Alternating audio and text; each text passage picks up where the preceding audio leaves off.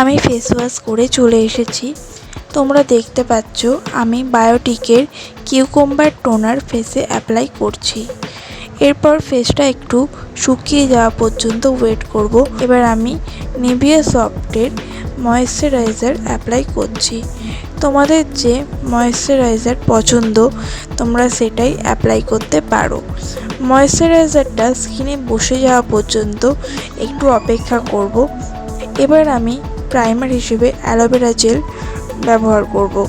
Aloe vera gel একটু স্কিনে বসে যাওয়ার পর আমি মেবেলিনের ফিট মি ফাউন্ডেশন অ্যাপ্লাই করছি।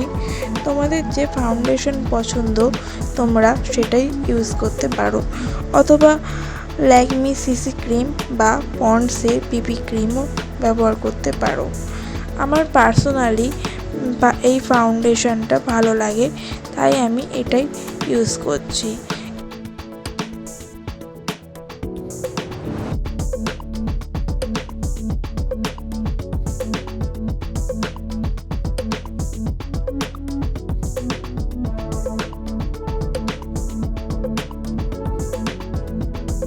এরপর আমি মেকআপটাকে সেট করার জন্য ল্যাকমি রোজ পাউডার ইউজ করে নেব। ডাস্ট পাউডার ইউজ করলে মেকআপ ভালো সেট হয় বলে আমার মনে হয়, তাই আমি এই পাউডার দিয়েই মেকআপ সেট করছি।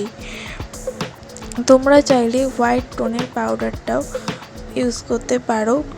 আমি এবার ল্যাকমি ইনস্ট্যান্ট লাইনার ইউজ করব। এবার আমি ল্যাকমি আইকনিক কাজল অ্যাপ্লাই করছি।